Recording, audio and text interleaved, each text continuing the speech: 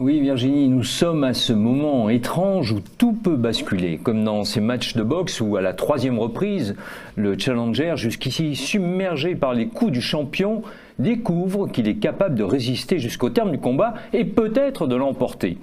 Tandis que le champion en question, celui qui ne cesse de décocher avec brio ses directs crochets et uppercuts, commence lui à douter de sa victoire, malgré sa technique et bien qu'il conserve les faveurs des pronostiqueurs. Oui, vraiment, rien ne se déroule comme prévu. Les mobilisations s'additionnent, cheminots, éboueurs, gaziers, électriciens, postiers, étudiants, profs, avocats, personnel hospitalier, Air France, Carrefour, un mécontentement général, mais éclaté, sourd du pays réel. Au point que ce matin, un sondage ELAB assurait que 78% des Français estiment que la contestation va s'amplifier.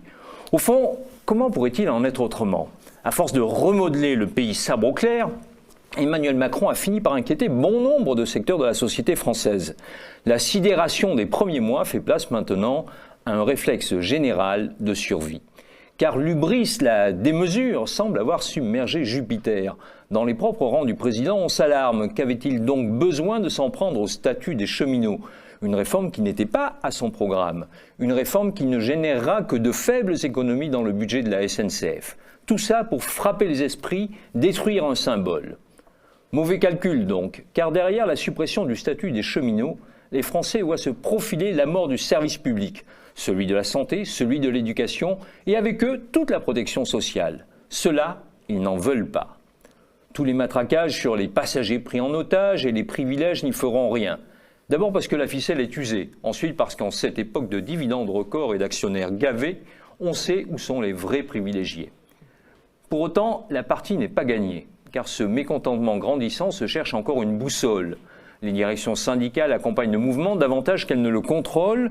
Jean-Claude Mailly va quitter la direction de Force ouvrière à la fin du mois. Philippe Martinez craint d'être débordé par sa base et la CFDT ne sait plus où elle est.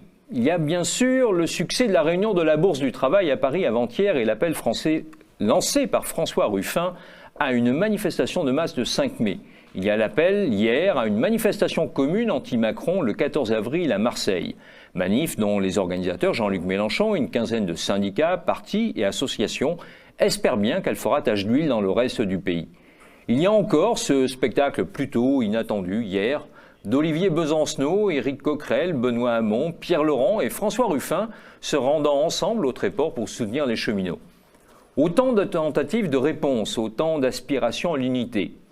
Laquelle est la bonne ? Eh bien, celle que plébiscitera le mouvement, bien sûr. Alors Serge, du coup, avec ce rassemblement d'hier dont tu viens nous parler, on se dit peut-être qu'on assiste à enfin une union de la gauche. Ah, l'union de la gauche. Est-ce que c'est une union de la gauche ? Autour de quoi ? Autour de quel programme ? Autour de quel objectif ? Ce mouvement est en demande d'unité, c'est clair. Ce mouvement cherche un cadre pour s'organiser. Est-ce que c'est un cadre syndical ? Est-ce que c'est un cadre politique ? Est-ce que c'est un mixte des deux qu'il reste à inventer ? C'est la suite qui va le dire. Sur le fond, il y a une nouveauté dans ce mouvement, c'est que ça vient de secteurs où on ne s'attendait pas à des conjonctions entre les avocats et les éboueurs, deux mondes distincts, deux mondes éloignés.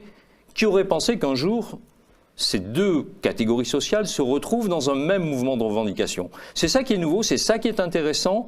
Et maintenant, il reste à accompagner ce mouvement, à l'aider à se structurer. Alors, on voit que ce mouvement, il grandit au fur et à mesure que les jours passent.